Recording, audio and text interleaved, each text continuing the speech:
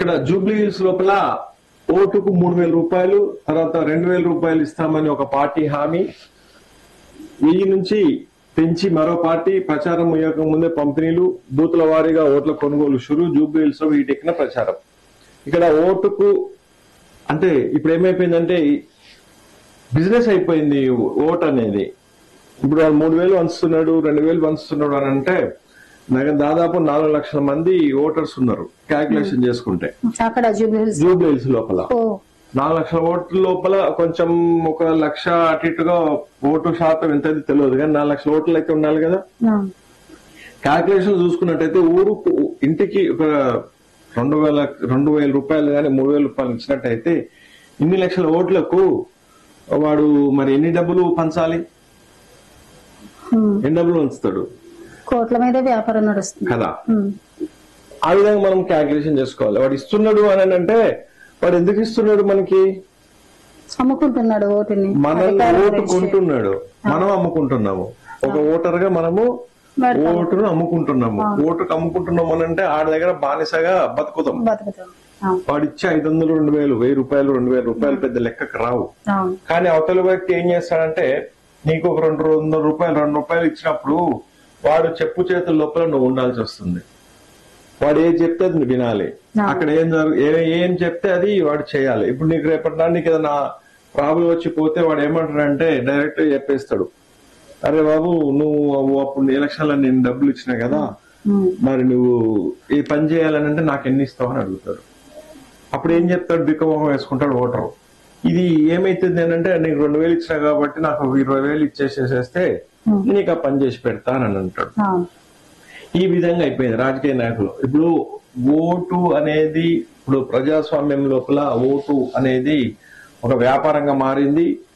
దాంట్లోకి ఎలక్షన్లలో నిలబెట్టాడు కానీ నాయకుడు అంటాడు దోసుకు తిందాం, దాచుకుందాం అనే ఆలోచనతోనే వస్తున్నాడు తప్ప ఎవ్వరికి అభివృద్ధి చేద్దామని గాని ఇది గాని చేష్టం లేదు. ఏమైపోయిందంటే నాయకు డబ్బున్నోడికి ఓటర్లు ఒక పిచ్చుకొక్కలు అయిపోయారు. పిచ్చుకొక్కలు అంటే మనకు కుక్కకు బొక్క వేస్తే ఏ విధంగా అయితే కొయ్యి అనేది అరిచేది ఎట్లయితే మూసుకుంటుందో ఆ విధంగా తయారైపోయారు.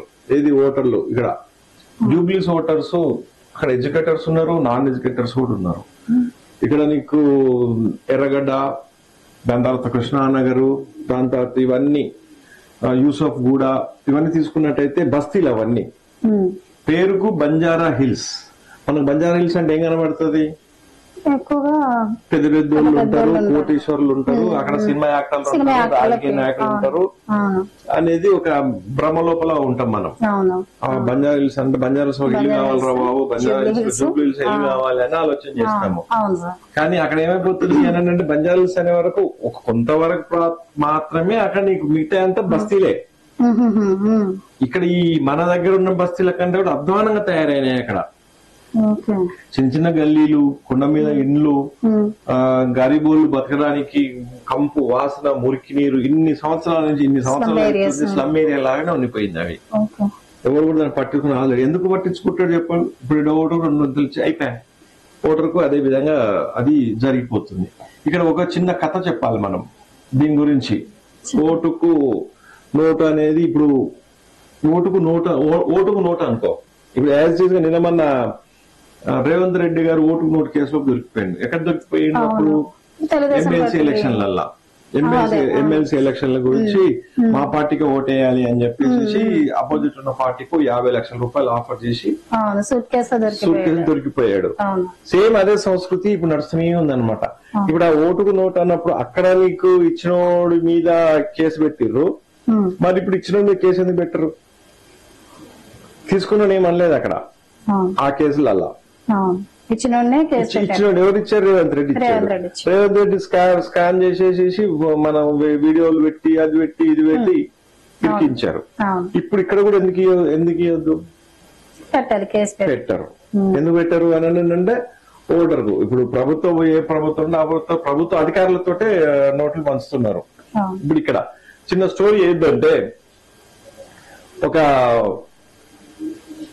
మంచి ఎలక్షన్లలో ఒక సర్పంచి ఎలక్షన్లలో నిలబడాలనుకొని ఒక ఊర్లో ప్రచారం చేస్తూ ఉంటాడు. ప్రచారం చేస్తూ ఉంటే అక్కడ ఒక చాకలోడి దగ్గరికి పోతాడు. అంటే ఇప్పుడు ఈ మధ్యన నాయకులు ఎట్లా తయారైపోయారంటే ప్రచారం లోపల ఇంట్లో పనులు కూడా చేస్తున్నారు అనమాట. ఎవరైనా ఇంట్లో లేడీస్ అంట్లు తోముతుంటే నువ్వమ్మ నీకు ఎంత కష్టము, నేను అంట్లు తోమి పెడతాను, అంట్లు తోడము, అలా పిల్లాడికి ముడ్డి అడుగుతుంటే నువ్వెందుకు అడుగుతాను, ఏ ముడ్డిగా అడుగుతా అని చెప్పడము. అంటే అంత దిగజారు అనమాట. ఈ దిగజారు రాజకీయాలు చేసేసి ఒక సర్పంచ్ ఎలక్షన్లలోనే ఇట్లా చేయడం స్టార్ట్ చేస్తుంటే ఊరు తిరుగుతుంటాడు అనమాట ఒకడు, కొంచెం డబ్బున్నోడు. అయితే ఒక సాకిరేవి కడిగిపోతాడు. సాకిరేవి దగ్గర ఎవరు ఉంటారు? చాకల వాళ్ళు ఉంటారు, రజకులు ఉంటారు. రజకులు మంచిగా అది ఉతుకుతా ఉంటారు అనమాట. ఉతుకుతూ ఉంటే అయ్యా నువ్వు ఎంత కష్టపడుతున్నావు, నీ రెక్కల కష్టం ఎంత అదైపోతుంది, ఈసారి నువ్వు నాకు ఓటేస్తే నీకు కష్టం లేకుండా నేను చేస్తా, నీకు మంచి వాషింగ్ మిషన్లు ఇప్పిస్తా, నేను అది చేపిస్తా అని చెప్పేసి వాడు చెప్తాడు అనమాట. అప్పుడు రజకుడు ఏమంటాడు, అయ్యా నాకు వాషింగ్ మిషన్లు అన్నీ వద్దు, నాకు ఇదే మంచిగా ఉంది, నాకు ఏం లేదు ఒక చిన్న గాడిని కొని అయ్యా అంటాడు. ఎందుకు అంటే ఇంటికాడి నుంచి సాకిరి ఒకటి మోసుకురావాలంటే నాకు అదైతే ఉతకడానికి ఈజీ ఉంది, గాడిద వస్తే గాడిద మీద నేను బట్టలు పెట్టుకొని వెళ్ళొచ్చు అని చెప్పేసి ఒక చిన్న వాడు గాడిదని అడుగుతాడు. గాడిద అంటే గాడిద అక్కడ ఏమైతుంది అంటే ఓ ఇంతేనా నీ గాడిదే కావాల్సింది, నేను ఇప్పుడు గంట సేపట్లో నీకు తీసుకొని వచ్చేస్తా అని చెప్పేసి ప్రచారం మానేసి వాడు ఏం చేస్తాడు, గాడిద కొనుక్కడానికి పోతాడు. గాడిద దగ్గరికి పోతాడు. గాడిద దగ్గరికి పోయిన తర్వాత గాడిద ఎక్కడ దొరుకుతాయి, గాడిదలు కాస్టల దగ్గర దొరుకుతాయి. వాళ్ళను దొమ్మరులు అనేవాళ్ళు ఒకప్పుడు ఊర్లల్లా. దొమ్మరులు అంటే ఒక తెగ, వాళ్ళు గాడిదలు రాసుకొని కొండ జాతులు కొండలలో ఉంటుండోళ్ళు ట్రైబల్స్ దగ్గర. గాడిదలు ఎందుకనంటే వాళ్ళు సామాన్లు మోసుకోపోయి గాడిదలు పెంచుకుంటారు, కంచె గాడిదలు. అయితే అక్కడ జరిగింది ఏమైపోయిందని ఒక దగ్గరికి పోతావు, ఒక గాడిద దగ్గరికి పోతే అయ్యా ఈ గాడిద ఎంత కమ్ముతావు అని అంటే నేను అమ్మనయ్యా ఇది నాకు జీవనోపాధి అని చెప్పేసి అంటాడు. లేదు నువ్వు కంపల్సరీ నాకు అమ్మాలే, నీకేం కావాలో చెప్పు అంటాడు. ఏముందయ్యా నాకు నేను జీవితాంతం దీని మీద ఆధారపడ్డా కాబట్టి జీవితానికి సరిపోయేటువంటి నాకు ఇస్తే నేను ఇస్తా అని చెప్పేసి అని అంటాడు. ఏమంటాడు అంటే ఒక 10,000 ఇయ్యా అంటాడు. వాడు తెలియదు కదా, ఒక 10,000 ఇయ్యా అంటా. గాడిదకి 10,000 నువ్వు 10,000 రూపాయలు ఎందుకయ్యా నీకు గాడిదకు, మీదేమన్నా నువ్వు అడ్జేస్తున్నావు అని అంటాడు. లేదయ్యా నాకు జీవనోపాధి అంటాడు. సరే వీడు 10,000 అన్న కదా ఇంకో దగ్గర పోతాడు. ఇట్లా 5-6 మంది దగ్గర తిరిగే వరకు గాడిద కాస్ట్ ₹1,00,000 అవుతుంది. దాని మైండ్ పెరిగిపోతుంది అనమాట. గాడిద ఇంకో దగ్గర వరకు ₹1,00,000 గాడిద అవుతుంది. వాడు ఓటర్ ఏం ఆలోచన చేస్తాడు, ఒక గాడిదకే ఇంత ₹1,00,000 అంటే గాడిద ఎందుకు, వాడికి కావాలంటే ఒక ₹10,000 ఇచ్చేద్దామని చెప్పి తిరిగి రిటర్న్ వస్తాడు. రిటర్న్ వచ్చేసేసి అరే ఎల్లయ్యా మరి నేను గాడిద తిరిగినా దొరకలేదు ఎక్కడ కూడా, మరి ఎక్కడ దొరికినా కూడా 50,000 ₹1,00,000 అని చెప్పేసి అని అంటున్నారు. గాడిద రేట్ అనేది ఇంకో ₹5,000 తీసుకున్నా ఓటేయి అని చెప్పేసి అంటాడు. ఎవరికి ఆ గాడిద చాకలు అని చెప్తాడు. ఎవరు నాయకుడు. సరే వాడు ₹5,000 తీసుకొని వాడు మొఖాన కొట్టేస్తాడు. ఏరా ఎట్లా కనబడుతున్నా నీకు, నేను గాడిదకున్న విలువ కూడా నాకు లేదా, చెప్పాడు. ఒక గాడిదకున్న విలువ ఓటర్కు లేదా, నువ్వు నాకేంద్ర నువ్వు ఇచ్చేది, గాడిదకున్న విలువ కూడా నాకేనప్పుడు నీకెందుకు విలువ ఇయ్యాలి అనేది ఒక చాకల వాళ్ళు బుద్ధి చెప్పిండు ఒక నాయకుడికి. అంటే దీని కథలో సారాంశం ఏంది అని అంటే ఓటర్ అనేటోడు గాడిద కంటే కూడా అధ్వానంగా అమ్ముడుపోతున్నాడు ప్రజెంట్ సిచ్యువేషన్ లోపల. ఇది నీతి అన్నమాట. గాడిద కన్నా విలువ ఉంది కానీ ఓటర్ విలువ లేదు ఎలక్షన్ల అప్పుడు. ఇది అర్థం చేసుకోవాలి ఓటర్ అనేటోడు. ఇది చిన్న నీతి కథ.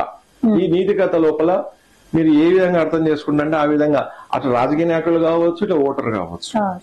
ఈ విధంగా మీరు ఒక్కసారి మనము అంటే అమ్ముడుపోయినటువంటి వాళ్ళు రేపటి నాటి పరిస్థితి ఏంది, వాడు మన దగ్గర బిజినెస్ అయిపోయింది, మనకు ₹100 ఇచ్చేసి వాడు 10,000 దొబ్బుతామని చూస్తాడు. ఇప్పుడు సింపుల్ గా చూడు, ఇప్పుడు ₹3,000 అంట, 4 లక్షల ఓట్లు ఉన్నారు. ఎన్ని వందల కోట్లు అయితే ఒకసారి ఆలోచన చేయండి. ఇన్ని వందల కోట్లు వాడు మనకి ఎందుకు ఇస్తాడు? 100 కోట్ల అభివృద్ధి చేయొచ్చు, మనకి ఎందుకు ఇస్తాడు? ఇయ్యడు. మనకి ఎందుకు ఇస్తాడంటే వాడు అన్ని కోట్లు, 100 కోట్లు పెట్టి వాడు బిజినెస్ చేయడానికి వస్తున్నాడు అనమాట. ఏదో నొక్కిపోవడానికి, ఏదో ప్రజాసేవ చేయడానికి వాడికి రావట్లేదు. ఇప్పుడు ఒక ఓటర్ అనే వాడు ఆలోచన చేసుకోండి, ఒక పార్టీ వాడు 3,000 ఇస్తాడు, ఒక పార్టీ వాడు 2,000 ఇస్తాడు, ఒక పార్టీ వాడు 5,000 ఇస్తాడు, ఒక పార్టీ 6,000 ఇస్తాడు. సైమల్టేనియస్ గా ఓటర్ అడు తెలివైన ఓటరు, అరే వీడికి 10,000 ఇచ్చాడు వీడికి ఓటేద్దామని మీరు వేయకండి. వాళ్ళకి డబ్బు ఎవడైతే ఇవ్వడో డబ్బులు తీసుకోండి, ఎందుకంటే వాడు బలిచి ఇస్తున్నాడు డబ్బులు నీకు. వానికి మదం ఎక్కువైపోయి వాడు బలిచి డబ్బులు ఇస్తుండు కాబట్టి ఆ డబ్బులు తీసుకున్నాం కదా మనం ఓటేయాలని ఆలోచన చేయకండి. వీడికి బలిచి డబ్బులు ఇస్తున్నాడు నాకు తీసుకోవాలి, బలిచినంత తీసుకోవాలి, అడిచినంత తీసుకోవాలి, వాడిచ్చేది తీసుకోవాలి, వీడిచ్చేది ఎవడిచ్చేది తీసుకోవాలి. ఎందుకంటే ఆ డబ్బులు ఎవరు అవి మనయే, మన కష్టార్జితంలో ఆ దోసుకొని తిన్నాడు కాబట్టి వాడు ఎవడిచ్చినా తీసేసుకోవాలి. సరే, కానీ సైమల్టేనియస్ గా ఓటు ఎవరికి వేయాలి? డబ్బు పంచడానికి వేయాలి, డబ్బు పంచని వాడికి వేయాలి. మన కార్యకర్త ఎవరైతే మనకు అందుబాటులో ఉంటాడు, ప్రజల మధ్యలో ఉండట్టు, ప్రజల కష్టాలు ఎవడైతే వింటాడు, ప్రజల కష్టాలు డబ్బున్నోడు ఓటేస్తే నువ్వు వాడి దగ్గర పోయి ఇట్లా ఉంచాలి అయ్యా అని. డబ్బులు ఎవరి దగ్గరికి పోతే అరే బాబు నీకు ఎలక్షన్ లో మేము ఓటేసినాం కదా, గెలిచినావు కదా, అవి చేయండి అని చెప్పి డిమాండ్ అడగనీకి వస్తుంది. ఇలాంటి కథలు మనకు ఎన్నో సినిమాల్లో చూపిస్తారు. గత పాలకులు అన్ని సినిమాల్లో చూపిస్తారు, అన్ని చూపిస్తారు, కానీ ఎవరు ఓటర్ కూడా మారట్లేదు. కానీ ఓటర్ అని మారాలి. ఓటర్ మారేసి డబ్బు ఇచ్చినోడికి ఓటు వేయకుండా డబ్బు ఇవ్వనోడికి ఓటేస్తే ప్రజాస్వామ్యం అనేది బతుకుతుంది. ఈ విధంగా ఓటర్ ఆలోచన చేస్తే బాగుంటది అని చెప్పేసి మేము ఒక చిన్న కథ చెప్పడం జరిగింది. ఇది ఈ విధంగా మంచి సమాచారాన్ని అందించారండి. జూబ్లీహిల్స్ ఎన్నికల నేపథ్యంలో ప్రతి ఓటర్ కి కూడా ఇక్కడొక ఆదర్శం కావాలి. సార్ చెప్పినట్టు కూడా ఆలోచించుకోండి, ఎవరికి ఓటేస్తే మన బతుకులు బాగుపడతాయి అనేటువంటిది ఒక ఆలోచన పెట్టుకుని వాళ్ళకే ఓటేసి మన బతుకుల్ని బాగు చేసుకోవడం మంచిది. ఎలక్షన్ లో డబ్బు తీసుకోండి, ఎవరిని వద్దంటారు. కాకపోతే ఎవరైతే ప్రజా నాయకుడు ఉంటాడు, డబ్బు ఇచ్చినోడికి ఓటేయాలని కొంతమంది ఆలోచన చేస్తారు. అరే డబ్బు తీసుకున్నాం కదా, ఆడికి అన్యాయం చేసినట్టే ఓటేయాలని. అలాంటి ప్రాయోజక బలిచి వాడు డబ్బులు ఇచ్చాడు, మీరు వాడికి అన్యాయం చేస్తారు మీరు అనుకున్నారు, కానీ వాడు మీకు అన్యాయం చేస్తున్నారు మీరు అనుకోవాలి.